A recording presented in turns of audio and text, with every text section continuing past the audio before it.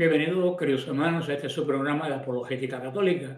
Mi nombre es Fran Morera y con Jorge Garzón en los controles vamos a continuar hoy nuestro estudio bíblico del profeta Miqueas. Como siempre, nos ponemos en la presencia del Señor. En nombre del Padre, del Hijo y del Espíritu Santo. Amén. Y oramos. Padre bueno, tú que dijiste que si un hijo le pide a un padre de este mundo un pan, este no le da una piedra. Tú que eres el Padre bueno, tú que eres el Padre de arriba, nosotros lo que te pedimos es el don del Espíritu Santo. Nosotros te pedimos que tengas misericordia de nosotros y nos inundes de todo su poder para poder entender las Escrituras. Todo esto lo pedimos en nombre de Jesús el Señor. Amén.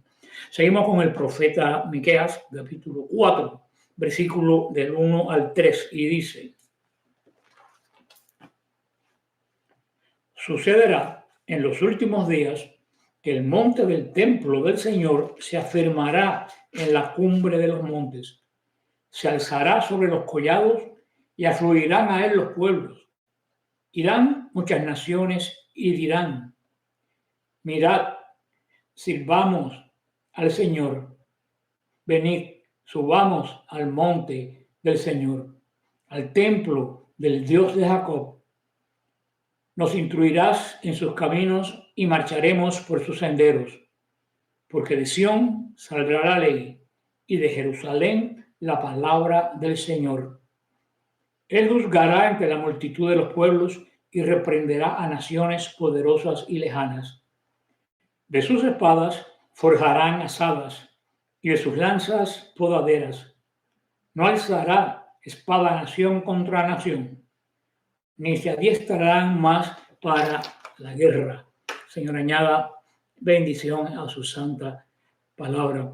El monte, la casa del Señor, el monte Moría, monte que contenía el templo, dice que va a ser establecida como cabeza de los montes. Esto ya empieza a comenzar de la exaltación final de Jerusalén, la ciudad de Sión, la restauración final del pueblo de la primera alianza. Esto está muy claro en estos versículos de este profeta, que ha sido tan peculiar en su forma de predicar y en los temas que ha dicho, y sobre todo a veces que ha sido bastante duro. Como siempre hemos hablado, el profeta golpea, pero el profeta también consuela. Y sobre todo el Señor, cuando tiene que corregir, corrige, pero siempre restaura. El Señor siempre restaura. Y aquí está hablando, grandiosas esas palabras, porque de Sión saldrá la ley y de Jerusalén la palabra de Dios. Hay una profecía que se la dio Jacob a su hijo Judá, y al borde de la muerte, en el 28 de Génesis, donde dice Jacob a Judá: eres cachorro de león, ante ti se inclinarán tus hermanos. No te será arrebatada la corona ni el bastón de mando hasta que venga aquel a quien le pertenece, y va a venir montado en un burrito. Esa es la profecía que el Señor cumplió cuando entró a Jerusalén, en la fiesta que llamamos el Domingo de Ramos. Judá iba a ser de los 12 hijos de Jacob.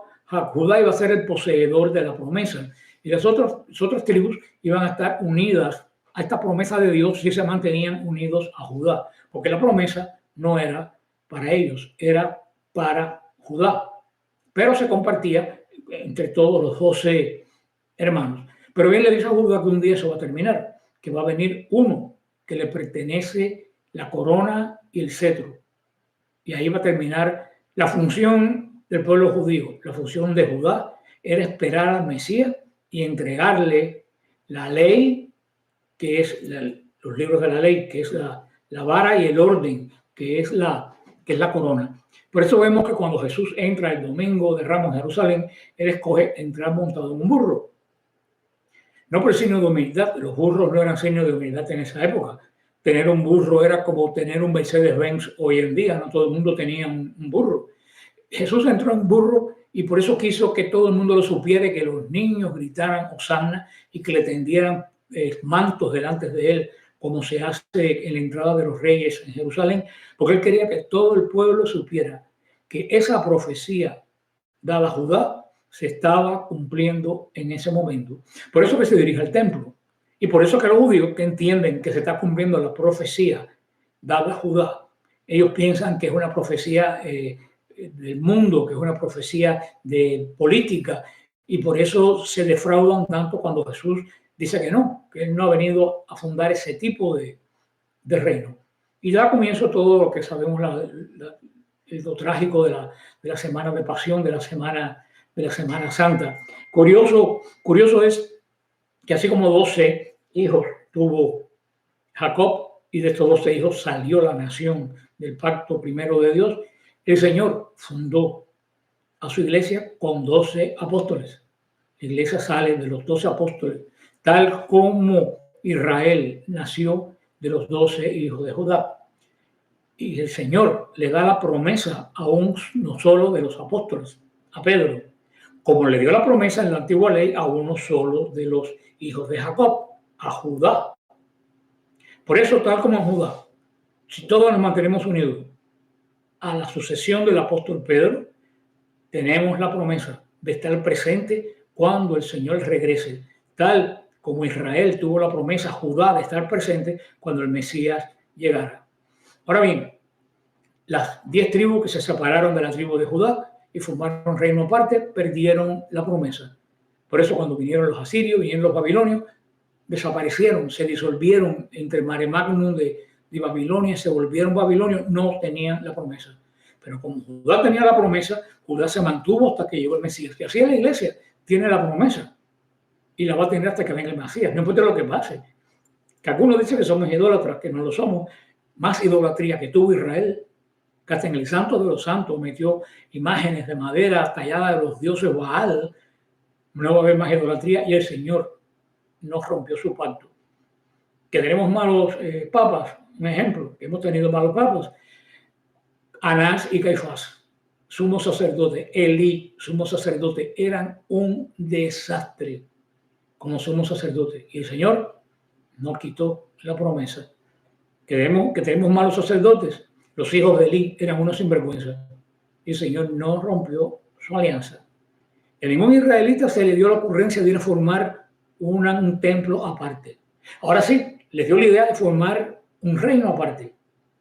¿Y qué hicieron cuando fundaron el reino? Perdieron la promesa y se disolvieron. ¿Qué pasa con las iglesias que se han separado de la iglesia católica? Pierden la promesa. Por eso es que ninguna dura. Todas a la larga se disuelven en broncas y en problemas. Nosotros llevamos 2000 años dando testimonio que tenemos la promesa del Señor, que lo guardamos. Y a pesar de todas nuestras infidelidades, de todos los problemas, el Señor es fiel y cumple su promesa y no repudia a la iglesia que él fundó sobre el apóstol Pedro.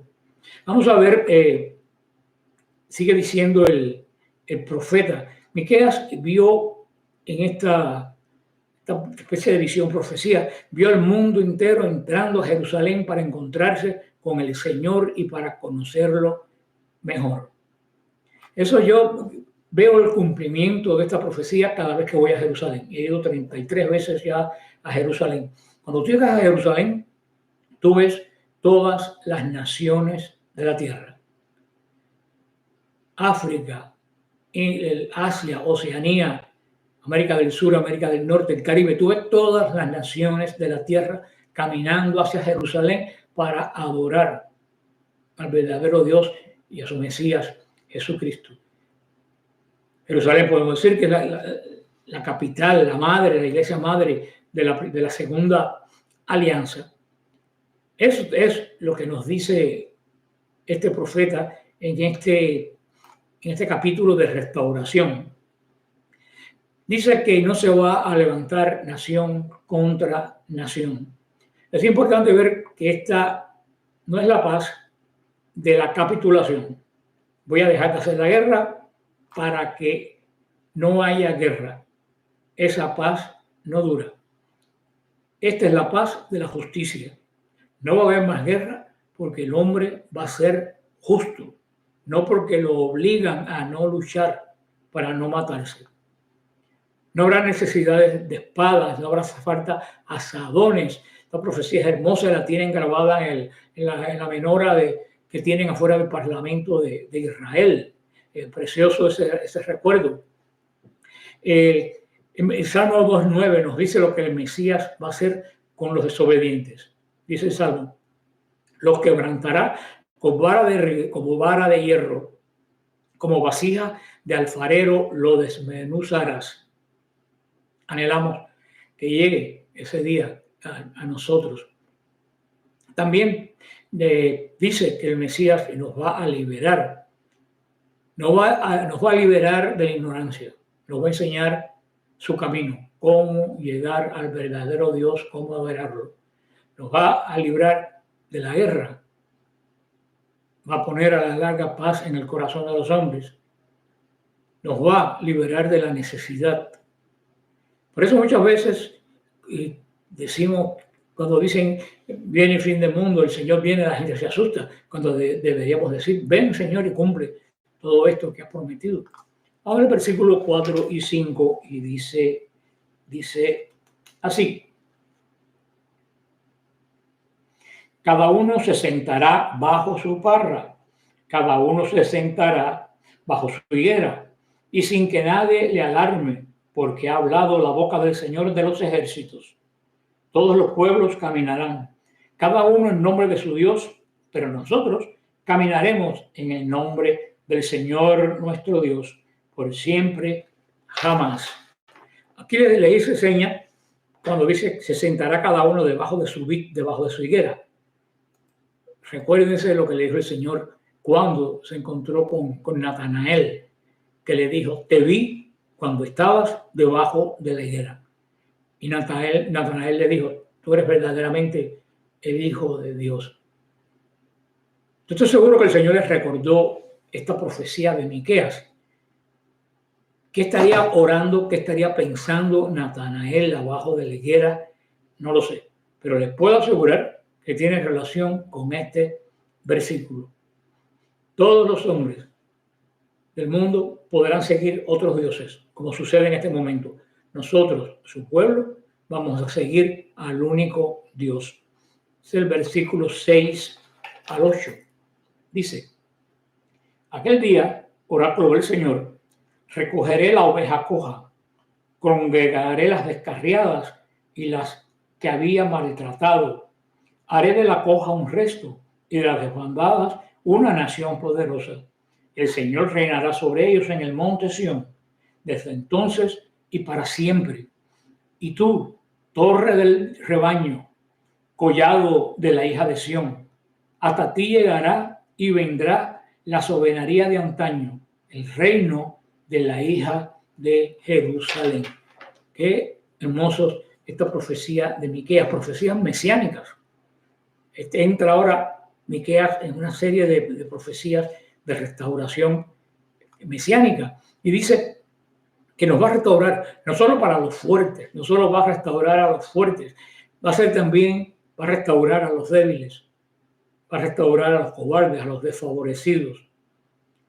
Ellos, dice, los más débiles conocerán una expresión especial del Señor hacia su vida.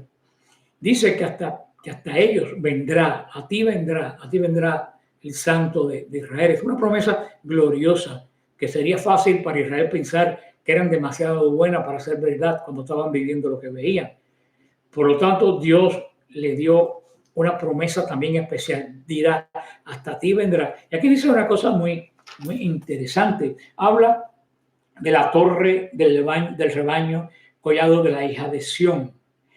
Se ha hablado de una cierta torre que tenían pastores que cuidaban los rebaños en las afueras de Jerusalén. Siempre se ha hablado mucho de eso. Y lo han relacionado con Belén, con el nacimiento del Mesías, pero no hay nada que indique que esto tenga relación.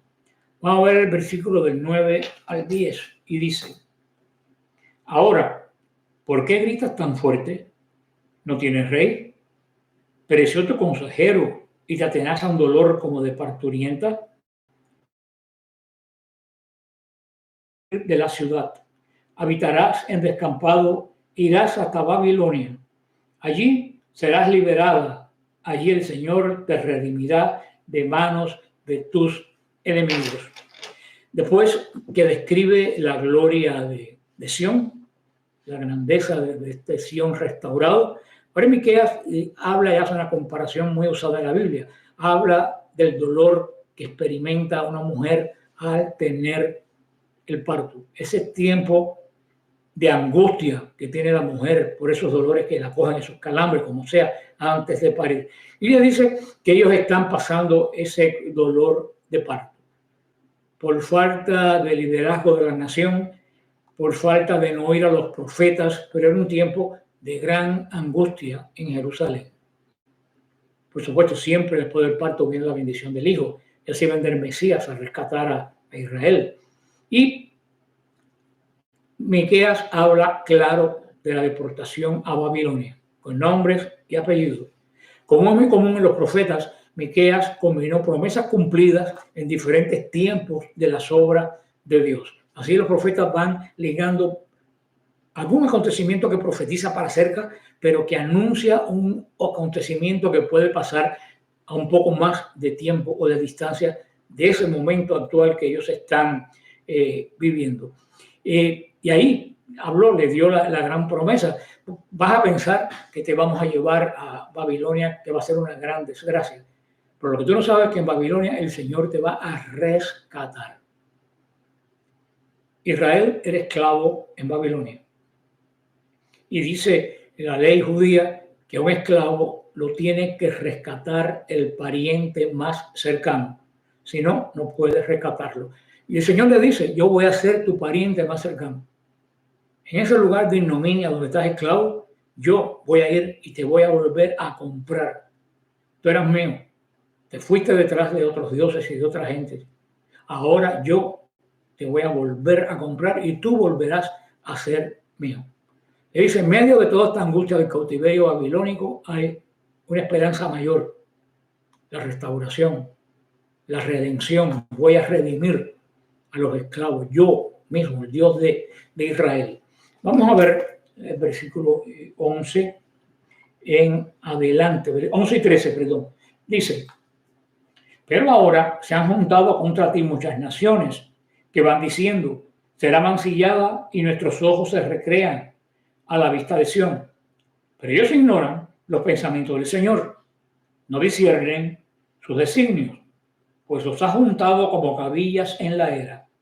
Levántate y trilla, hija de Sión, que yo te daré cuernos de hierro y pezuñas de bronce, para que tritures a muchos pueblos y consagres al Señor sus rapiñas y su riqueza al Señor de toda la tierra. Ahora hazte incisiones, hija de salteador. Nos han puesto cerco.